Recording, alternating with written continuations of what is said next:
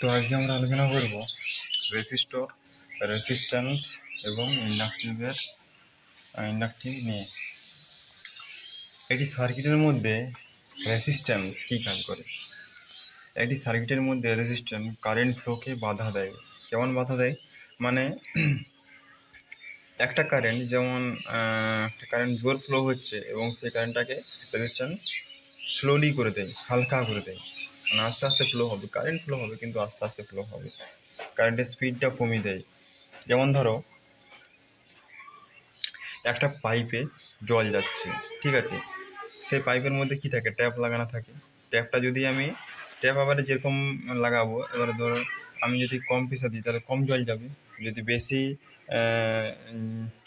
কম pressure দিলে কম জল যাবে, এবং যদি একবার টাইট করে দিই ট্যাপটাকে তাহলে কি জল কি যাবে না। সেরকম রেসিস্ট্যান্স আমাদের কারেন্ট জোরসেও ফ্লো হতে দেবে এবং আস্তে আস্তেও ফ্লো হতে দেবে। এটা হচ্ছে রেসিস্ট্যান্সের কাজ।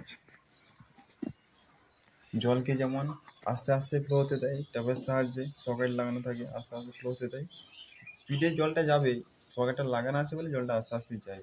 সেরকম রেসিস্ট্যান্সের কাজ হচ্ছে এরকম। এবারে হচ্ছে ক্যাপাসিটর সার্কিটের মধ্যে কী করে?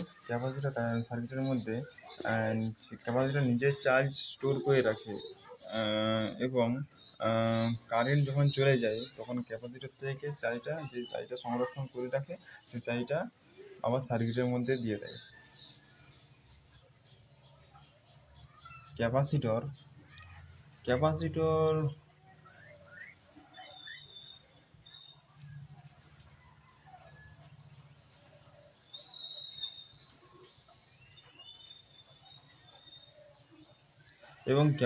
ফিল্টারিং ক্ষমতা বাড়বে যত মানে যত মাইক্রোফ্যারাড বাড়বে, ক্যাপাসিটরের ফিল্টারিং ক্ষমতা তত বাড়বে। মানে ধরো একটা 25 ভোল্টের ক্যাপাসিটর, ঠিক আছে, ও 250 মাইক্রোফ্যারাড অবধি ও ফিল্টারিং ক্ষমতা থাকে। এবার যত মাইক্রোফ্যারাড 250, 500, 1000, 2000 মাইক্রোফ্যারাড যদি হয় তাহলে ও ফিল্টারিং ক্ষমতা মানে ও কারেন্টকে তত বেশি সংরক্ষণ করে রাখতে পারবে। আর কম মাইক্রোফ্যারাড থাকলে বেশিক্ষণ চার্জ স্টোর করে রাখতে পারবে না। তারপরে হচ্ছে ইন্ডাকটিভ সার্কিটের উপর কী প্রভাব ফেলে? ইন্ডাকটিভ একটা কয়েল বলতে পারবো, একটা তারকে পেঁচানো থাকে এবং সেটা হচ্ছে আমাদের ইন্ডাকটিভ বৈদ্যুতিক কারেন্টকে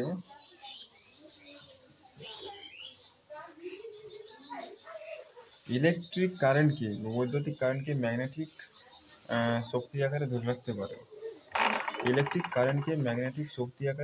পারে। ইন্ডাকটিভ। আচ্ছা, ইন্ডাকটিভ কোথায় থাকে? ইন্ডাকটিভ থাকে আমাদের কোথায় থাকে? মোটরে থাকে। আর কোথায় থাকে ইন্ডাকটিভ? যেখানেই তার পেঁচানো থাকবে, একটা লোহার মধ্যে তার পেঁচানো থাকবে, সেটা হচ্ছে ইন্ডাকটিভ। আর রেসিস্ট্যান্স বাল্বে থাকে। আর ক্যাপাসিটর থাকে সার্কিটের মধ্যে থাকে, ক্যাপাসিটর এবং রেসিস্ট্যান্স সার্কিটের মধ্যে থাকে। ঠিক আছে।